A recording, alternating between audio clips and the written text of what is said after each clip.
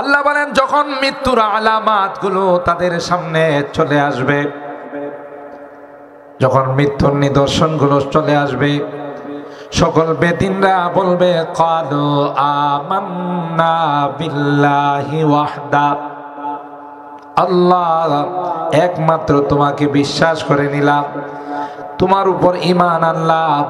ওয়া কাফারনা বিমা কুন্না বিহি মুশরিকিন, পূর্বে যে ধর্ম আমি পালন করেছি, হিন্দু ধর্ম হোক, বৌদ্ধ ধর্ম হোক, খ্রিস্ট ধর্ম হোক, ইহুদি ধর্ম হোক, সবগুলো থেকে আমি অস্বীকার করলাম, কোনগুলোকে আমি মানি না, একটাও আমার ধর্ম নয়। আল্লাহ পাক্কা ইমানদার হিসাবে আমি তাওবা করে নিলাম। ইন্নাদ-দীনা ইনদাল্লাহিল ইসলাম, আল্লাহ বলেন আমার কাছে একমাত্র মনোনীত ধর্ম, আমার কাছে একমাত্র নির্বাচিত ধর্ম, পছন্দনীয় ধর্ম ইসলাম। ومن يبتغي غير الإسلام دينا فلن يقبل منه, ইসলাম ব্যতীত অন্য কোন ধর্ম যদি কেউ অবলম্বন করে, ফালাই ইউকবাল মিন, আল্লাহ বলেন কখনো সেটা গ্রহণ করা হবে না। ইন্নাল্লাযীনা কাফারু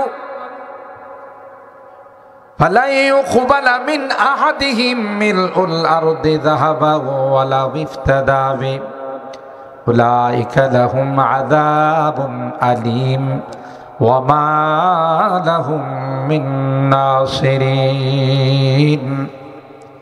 যারা কাফের বেঈমান, আল্লাহ বলেন এদেরকে যদি গোটা পৃথিবীর মালিক বানিয়ে দেওয়া হয়, গোটা পৃথিবীটা যদি স্বর্ণে পরিণত করে দেওয়া হয়, আর একজন ইমানদারের বিনিময়ে যদি তারা ইমানের বিনিময়ে পেশ করতে চায়, ফালাই ইউকবাল মিন, আল্লাহ বলেন এটা কখনো গ্রহণ করা হবে না। ওয়া হুয়া ফিল আখিরাতি মিনাল খাসিরিন, পরকালে চিরকালের জন্য সে ক্ষতিগ্রস্ত হয়ে যাবে। ওয়া হুয়া ফিল আখিরাতি মিনাল খাসিরিন। এই জন্যে যারা কোরআন সুন্নাহর বাইরে গিয়ে উদারতা প্রকাশ করতে চায়, যদিও এটার একটা প্রেক্ষাপট আছে, উলামায়ে কেরাম জানেন আল ইবরাতু বিউমুমিল আলফাজ লা বিখুসুসিল মাওয়ারিদ, কোনো প্রেক্ষাপটের উপর আয়াতের অর্থ নির্ভর করে না, বরং তার উমুমে আলফাজ, শব্দের মধ্যে কি বলা হচ্ছে, সবাইকে লক্ষ্য করে আল্লাহ তাআলা কি জানান দিতে চাচ্ছেন, এটাই হলো মূল উদ্দেশ্য। এই জন্য যারা মনে করে যে মুসলমান হিন্দুদের পূজায় যাবে, আমরা একসাথে মিলেমিশে থাকব, আমরা বলি যদি তাই হয় তাহলে তাদেরকে আমাদের ঈদের অনুষ্ঠানে আসতে বলেন, কোনোদিন সেটা হবে? এরা কোনোদিন আসবে? কোনোদিন সেটা করবে না। তো যারা নিজেদেরকে মডারেট হিসাবে, আধুনিক হিসাবে পরিচয় দিতে চায়, নিজের ইসলামকে জালাঞ্জলি দিয়ে, আল্লাহ তাদের জন্য দাঁত ভাঙ্গা জবাব দিয়েছেন, শুধু নামে মুসলমান হলে চলবে না, কাজে মুসলমান হতে হবে। তাফসীরের একটা বিধান হলো রপ্তে আয়াত, আয়াতের প্রথমাংশের সঙ্গে দ্বিতীয়াংশের কি সম্পর্ক। উদখুলু ফিস সিলমি কাফা ওয়ালা তাত্তাবিউ, এটা হলো আয়াতের প্রথমাংশ। ওয়ালা তাত্তাবিউ খুতুওয়াতিশ শাইতান, শয়তানের পদাঙ্ক তোমরা অনুসরণ করিও না। নাম মুসলমান দিয়ে অন্য ধর্মকে নিজের আপন বানিয়ে না, অন্য ধর্মের কালচারকে ভালোবাসা, এটা আসলে নামে মুসলমান, আসলে ভিতরে তার ইসলাম নেই। কথা বলেন ঠিক কিনা?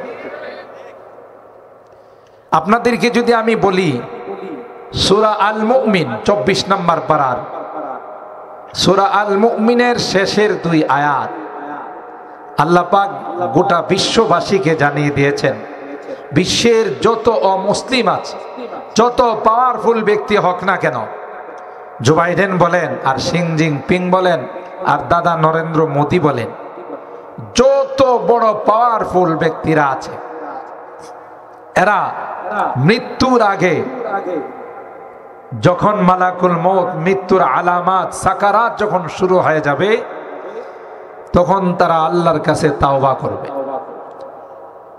ফালাম্মা রাআউ বাসানা ক্বালু আমান্না বিল্লাহি ওয়াহদা ওয়া কাফারনা বিমা কুন্না বিহি মুশরিকিন। এই সাউন্ডটা আরেকটু বাড়ায় দাও, এটা সাউন্ড হচ্ছে না তো। ইকো দিতে তোরে বলছিলাম তো দেন। ফালাম্মা রাআউ বাসানা ক্বালু আমান্না বিল্লাহি ওয়াহদা। আল্লাহ বলেন যখন মৃত্যুর আলামাত গুলো তাদের সামনে চলে আসবে, যখন মৃত্যুর নিদর্শন গুলো চলে আসবে, সকল বেদিনরা বলবে ক্বালু আমান্না বিল্লাহি ওয়াহদা, আল্লাহ একমাত্র তোমাকে বিশ্বাস করে নিলাম, তোমার উপর ঈমান আনলাম। ওয়া কাফারনা বিমা কুন্না বিহি মুশরিকিন, পূর্বে যে ধর্ম আমি পালন করেছি, হিন্দু ধর্ম হোক, বৌদ্ধ ধর্ম হোক, খ্রিস্ট ধর্ম হোক, ইহুদি ধর্ম হোক, সবগুলোর থেকে আমি অস্বীকার করলাম, কোনগুলোকে আমি মানি না, একটাও আমার ধর্ম নয়।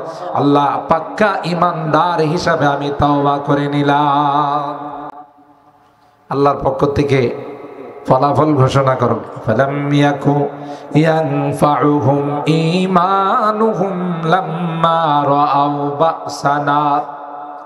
আল্লাহ বলেন বহু দাওয়াত দেওয়া হয়েছে তোমাদের কাছে, নবী রাসূলদেরকে প্রেরণ করেছি, আসমানি কিতাব নাজিল করেছি এক আল্লাহর একত্ববাদকে স্বীকার করে নেওয়ার জন্য, এক আল্লাহর একত্ববাদকে মেনে নেওয়ার জন্য, কিন্তু তোমরা তা করো নাই। এখন তো তোমরা সব কিছু দেখে ফেলছো, এখন ঈমান আনলেও সেই ঈমান গ্রহণযোগ্য হবে না। কারণ এতদিন তোমরা শয়তানের পদাঙ্ক অনুসরণ করেছ, শয়তানের কথা মতো চলছো। যেমনটা ফেরাউন যখন লোহিত সাগরে ডুবতে ছিল, তখন আল্লাহর কাছে কি বললেন? ক্বালা আমানতু বিল্লাহিল্লাযী আমানাত বিহি বানু ইসরাঈল ওয়া আনা মিনাল মুসলিমিন। আল্লাহ বনি ইসরাঈল যেই আল্লাহ যেই সত্তাকে মানছে, আমি তাকেও মেনে নিলাম, আমিও তাকে মেনে নিলাম, আমি একজন ইমানদার হয়ে গেলাম, আমি একজন মুসলমান। আল্লাহ কি জবাব দিয়েছেন?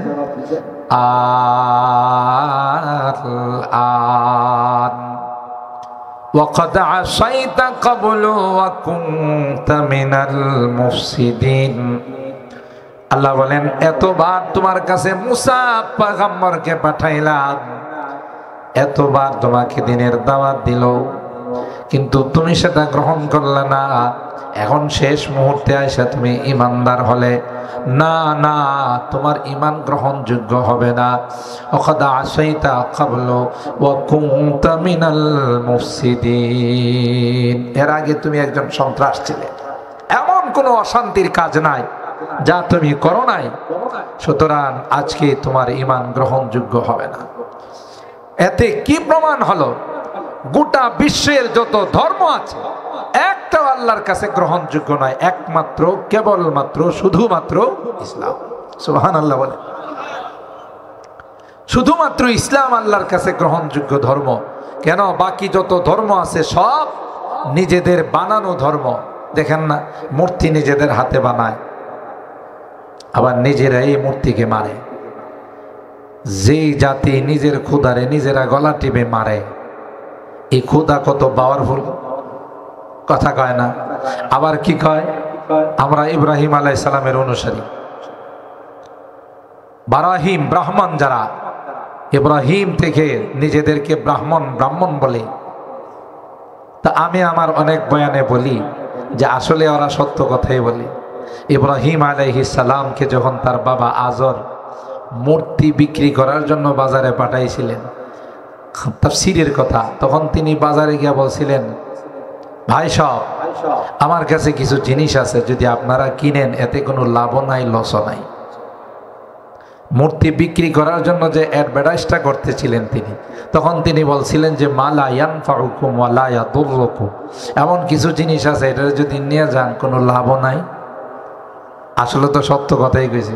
আচ্ছা, যেই জিনিস নিলে লাভ নাই লস নাই, এটা কোনো তারসিরা কিনবো? এটা কেউ নিবে না। যেই জিনিস নিলে লাভ নাই লস নাই। শেষ পর্যন্ত বিকালবেলা তিনি ওই মূর্তিগুলোকে নিয়ে পানির মধ্যে শুবাইছে। যে সারাদিন যেহেতু কেউ নিল না, প্রচন্ড রৌদ্রে তোমাদের কষ্ট হয়েছে, চলো একটু পানি খাওয়াই। এখন হিন্দুরা যে বলে আমরা ব্রাহ্মণ, বারাহিম থেকে ব্রাহ্মণ, এদিক দিয়ে এদের কথা ঠিক আছে। 1 বছর 2 বছর 6 মাস, যে কয় মাসে কালী মা, দুর্গা মা, আরো যত মা আছে এগুলোর পূজা করার পর নিজেরাই পিকআপে করে নিয়ে পুরী গঙ্গা নদীতে শোভায়। তাহলে ইব্রাহিম আলাইহিস সালাম দিনের শেষে শোভাই ছিল, এরাও পূজা শেষে কি করে? এদিক দিয়ে ইব্রাহিম আলাইহিস সালামের সাথে তাদের মিল আছে, কথা কয় না। সবাই নিজেদের ধর্মটাকে কুল্লু হিজবিম বিমা লাদাইহিম ফারিহুন, এতে তারা আনন্দিত যে আমরা যাতে আছি এটাই আমাদের সঠিক ধর্ম। কিন্তু আল্লাহ বলেন ইন্নাদ-দীনা ইনদাল্লাহিল ইসলাম, একমাত্র ইসলাম হলো আমার মনোনীত ধর্ম, আমার নির্বাচিত ধর্ম। এই ধর্মের উপরে যারা থাকবে তাদের জন্য আমি আল্লাহ জান্নাতের ফয়সালা করব। আর বাকিরা সব দুনিয়াতে যার যার ধর্ম পালন করবে, পরকালে তাদের ঠিকানা জাহান্নাম ছাড়া কোথাও হবে না।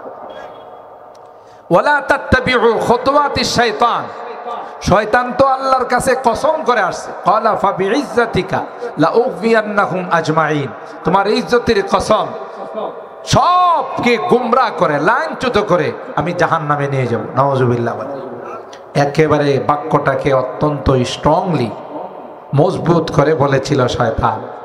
আল্লাহ বলছেন যে ঠিক আছে যাও, সবাইকে জাহান্নামে নিয়ে যাইবা।